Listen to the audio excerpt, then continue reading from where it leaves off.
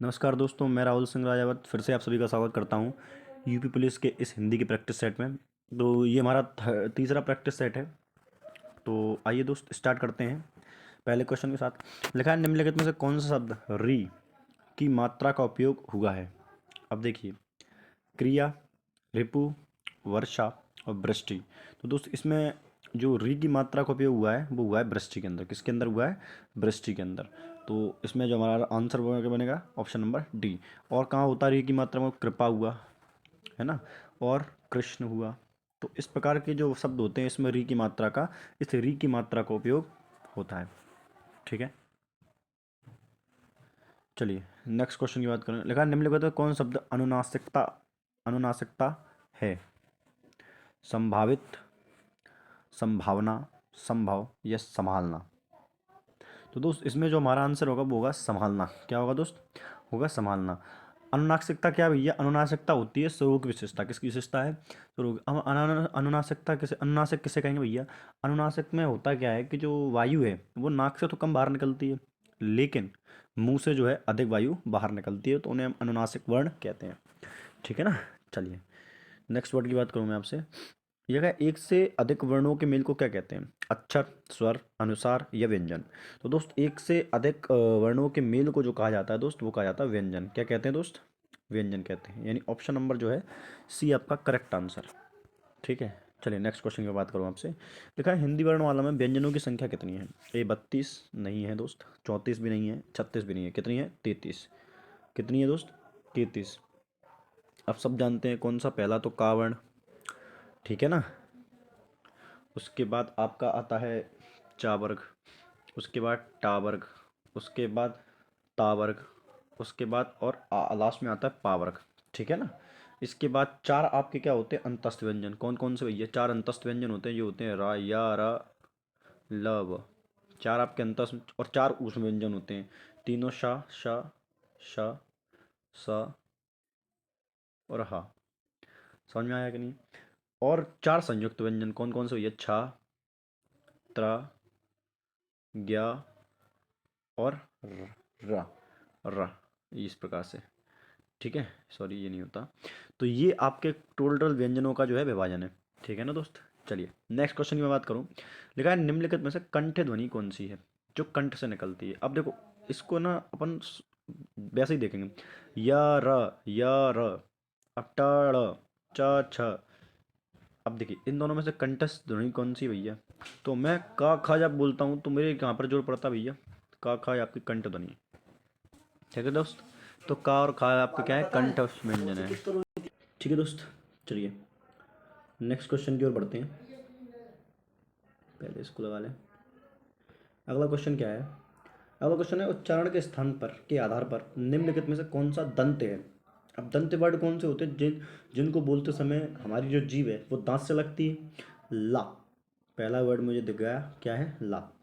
माँ बोलूँगा तो माँ, माँ, तो माँ तो ओस्ट वर्ड है भाई। पा ओस्ट वर्ड है। ऊ ओस्ट वर्ड है। ठीक है ना दोस्त?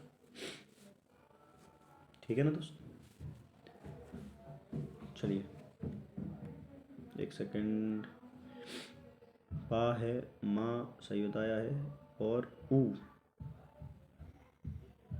चलिए नेक्स्ट वर्ड की बात करूँ मैं आपसे। घा का उच्चारण स्थान क्या है दोस्त? वर्ड है घा का उच्चारण स्थान क्या है? अब देखिए दोस्त, मैं बात करूँ घा वर्ड की, तो जो घा वर्ड है, घा घा घा, तो आप समझ में आ रहा होगा कि घा वर्ड जो है कंठ से निकल रहा है। कहाँ से निकल रहा है दोस्त? कंठ से। कहाँ से निकल रहा है? कंठ से निकल रहा है। चलिए नेक्स्ट वर्ड, नेक्स्ट क्वेश्चन है कि हिंदी श ध्वनि, श, श, श, तो ये श ध्वनि कहाँ से निकलती है? तो देखिए दोस्त, मैं बात करूँ श की, तो ये वाला जो श होता है, तो इस श का जो उच्चारण स्थान है श, तो दोस्त ये है आपका तालव्य वर्ण। कौन सा है दोस्त? तालव्य वर्ण कहलाता है। ठीक है ना दोस्त। चलिए नेक्स्ट क्वेश्चन की बात करूँ आपसे। लिखा, तालव्य व्यंजन कौन कौन से हैं? तालव्य व्यंजन, तो जिन वर्डों को बोलते समय जीभ के ऊपरी हिस्से में जब टकराती है, जीभ जब मुंह के ऊपरी हिस्से में टकराती है, यानी जैसे बोलूँगा चा छा झा झा झा, तो ये जो है ये आपके तालव्य वर्ड हैं। बाकी ध ट ठ ढ ढ, ये दन, ये कौन से हैं? ये मूर्धन्य होते हैं। ट ठ ड ढ न, ये कौन से हैं? मूर्धन्य। ता था धा दा ना। अब ता था धा दा ना की बात करूँ, ये क्या है? दांत है इन पे, इनको बोलते समय ये क्या है? दंतोष्ट व्यंजन है, सॉरी दंत व्यंजन है, क्योंकि इनको बोलते समय जीव जो है दांत से टकराती है। और एक फा, मा फा जा भा, तो ये ओष्ठ व्यंजन के अंदर आ जाएंगे। किसके अंदर आ जाएंगे? ओष्ठ व्यंजन के अंदर। ठीक है, चलिए। लगा चा और छा वर्ण।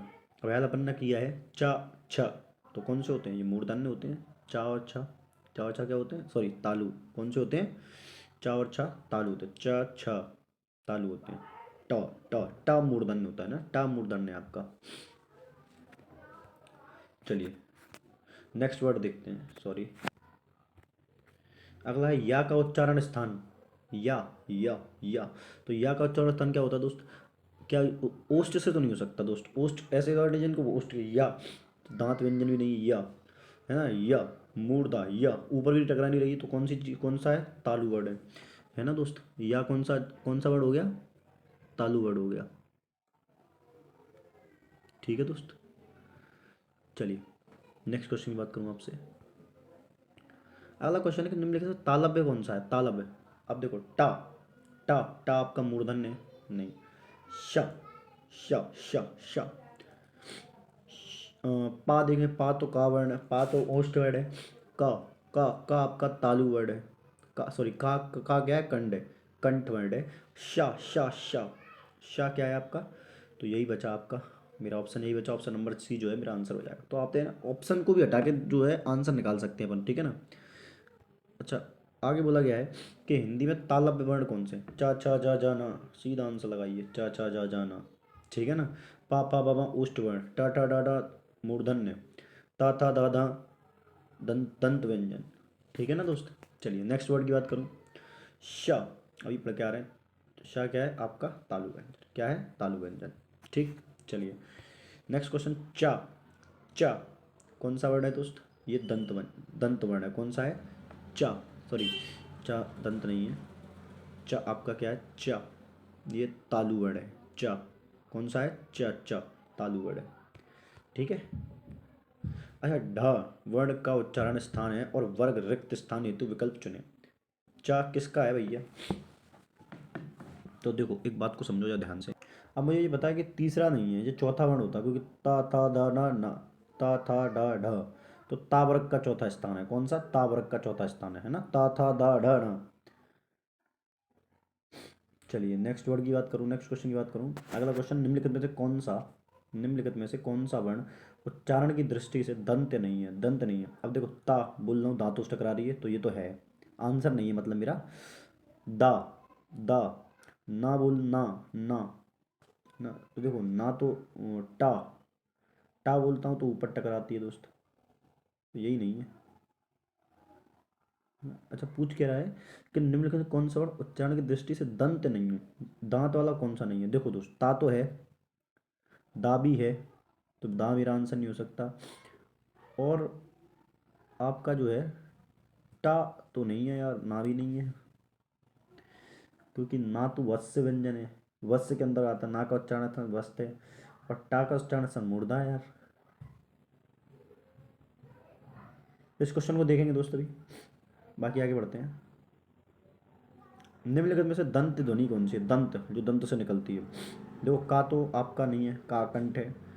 छा, छा, ता है आपका आंसर। क्या है? ता, ता कौन सा है दोस्त? ता दंत ध्वनि है। पा नहीं है, पा तो ओष्ठ व्यंजन है। और छा, चा छा जा तालु, चा छा जा ना तालु होती है। ठीक है ना। चलिए नेक्स्ट वर्ड की बात करूँ मैं आपसे। बोला गया है कि निम्नलिखित में से दंतव्य कौन सा? दंतव्य पूछा गया है। देखो ता दंतव्य, तो मेरा आंसर ये नहीं है। ता दंतव्य वर्ण है। अच्छा, ता दंतव्य वर्ण पूछा है ना, तो ता मेरा आंसर हो गया। अब या कौन सा है? अभी अभी अपन पढ़ा था, या तालु होता है। चा की बात करूँ, चा भी तालु है। ऊ की बात करूँ, ऊ, तो ऊ कौन सा? ऊ उष्ट है, तो ये भी नहीं आंसर हो सकता। ठीक है ना। चलिए नेक्स्ट क्वेश्चन की बात करूँ।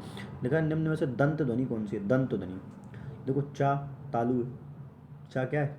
तालु है। पा फा, फा क्या है भैया आपका? फा ओष्ठ व्यंजन है। का कंठ ध्वनि है। ला बचा हमारा। ठीक है। चलिए नेक्स्ट की बात करूँ, अरे कहाँ गया भैया? देखिए इसको हो गया क्या? हाँ हो गया। चलिए अगला क्वेश्चन है कि पा फा बा मा व्यंजन कौन से होते हैं? सीधी सीधी बोलने पर पा फा बा मा ओष्ठ व्यंजन है। कौन से व्यंजन है? ओष्ठ व्यंजन। ना तो दंत है, ना तालव्य है, ना कंठ है। ठीक है, तो ये वाले क्वेश्चन तो जो है बोलने की दृष्टि से ही आपके हो जाएंगे। हिंदी में बा, बा बा सांड कौन सा आ रहा है? बा ओष्ठ ध्वनि है। बा क्या है? ओष्ठ ध्वनि है, दंत ध्वनि नहीं है, वत्सर ध्वनि नहीं है, और तालव्य ध्वनि नहीं है। ठीक है, चलिए नेक्स्ट क्वेश्चन की बात करूँ मैं आपसे। वाह, वाह का उच्चारण स्थान क्या है दोस्त? अब पूछा है किसका? वाह का उच्चारण स्थान। देखो, वाह, वाह ओंठ का भी ओंठ का यूज तो हो जा रहा है, तो मतलब जिसमें ओंठ नहीं है वो मेरा आंसर नहीं है वाह, क्योंकि वाह को बोलते समय दंत, केवल दंत का यूज तो नहीं हो रहा है, केवल दंत का नहीं हो रहा है ना, केवल ओष्ठ का भी नहीं है। कंठ, वाह कंठ पर जोर नहीं पड़ा, कंठोष्ठ नहीं है, तो दंतोष्ठ मेरा आंसर हो गया। वाह कौन सा हो गया जी? वाह कंठोष्ठ, सॉरी दंतोष्ठ। कौन सा हो गया? दंतोष्ठ। फा। चलिए आइए नेक्स्ट क्वेश्चन की बात करूं। निम्नलिखित ध्वनि में से कौन सी दंतोष्ठ है? दंतोष्ठ केवल दो ही ध्वनि होती है, एक बात बता दूं आपको, है ना। दंतोष्ठ दो ही ध्वनि होती हैं, और दोनों ही ऑप्शन में मुझे दिख रहा है भाई। हालांकि अगर मुझे ऑप्शन छांटना ही है तो मैं इसमें से जो छांटूंगा वो ऑप्शन नंबर बी को चुनूंगा। ठीक है, किसको चुनूंगा दोस्त? ऑप्शन नंबर बी को। तो इसको मैं प्रायोरिटी लेके चलूंगा और ये बा मेरा आंसर हो जाएगा। ठीक, चलिए अगले क्वेश्चन की ओर देखूँ मैं। अगला निम्नलिखित में से टा, टा, टावर, टा वर्ग में नहीं है। टा ठा ढा, ढा तो आता है, ढा भी आता है ना। टा ता था था ये नहीं है, ये क्योंकि ये ता वर्ग का, ये ता वर्ग का है, ये हमारा विदेशी है दोस्त, है ना, तो यही मेरा आंसर है ना। बाकी ये भी ता वर्ग के अंदर आता है, तो ऑप्शन नंबर मेरा सी है, ध्यान रखना है ना, उसने नहीं पूछा है।